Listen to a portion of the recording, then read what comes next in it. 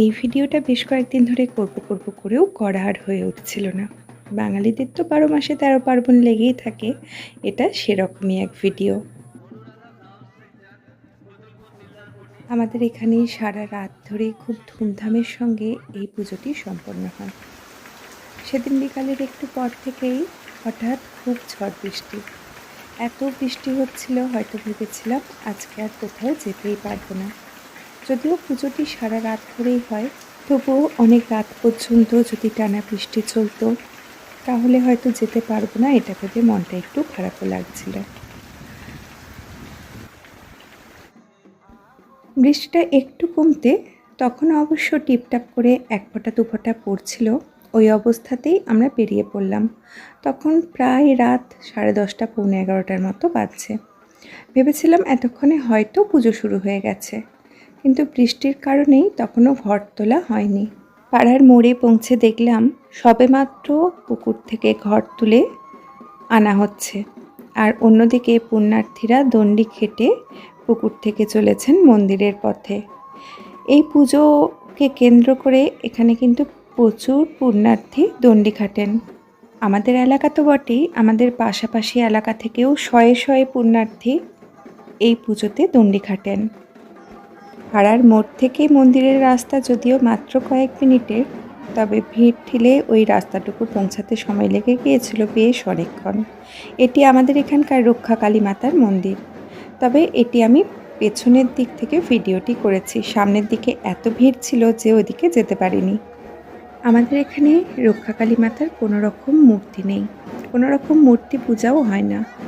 সারা বছরই সিমেন্ট দিয়ে বাঁধানো একটি মাটির বেদিতে উনি পূজিত হন। আর বছরের এই বিশেষ দিনটিতে ওনার বেদির দুপাশে দুটি লোহার ফলক পুঁতে ওনার মূর্তি কল্পনা করে তাতেই গহনা পরানো হয়। আমি যেতে পারিনি, তবে আমার এক পরিচিত সাইড থেকে এই ছবিটি তুলে দিয়েছিলেন। এই পুজোকে কেন্দ্র করে সেদিন মন্দিরের পাশেই সারা রাত ধরে ভোগের আয়োজন করা হয়। ওই দিন ভোরের দিকে যে কোনো মানুষ যদি মন্দির প্রাঙ্গণে এসে একবার উপস্থিত হন, তিনি অভুক্ত অবস্থায় ফেরত যান না। তাছাড়াও মাটি সরাতে করে ভোগ বিলির ব্যবস্থাও আছে। পুজো ভোগ এসব ছাড়াও এই পুজোর আরেকটি বিশেষত্ব হলো বাজি। প্রায় মধ্যরাত পর্যন্ত এখানে বিভিন্ন ধরনের বাজি ফোটানো হয়।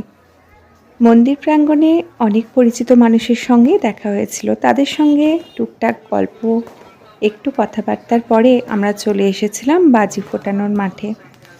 মন্দির থেকে অল্প একটু দূরেই ফাঁকা মাঠে প্রতি বছরই বিভিন্ন ধরনের বাজি ফাটানো হয়।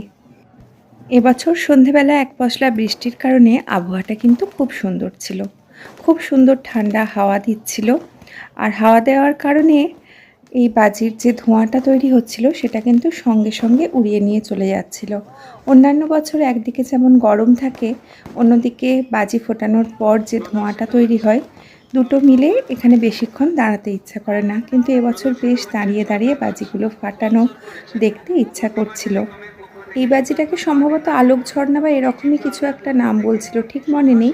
ক্যামেরাতে খুব একটা ভালো আসেও নি।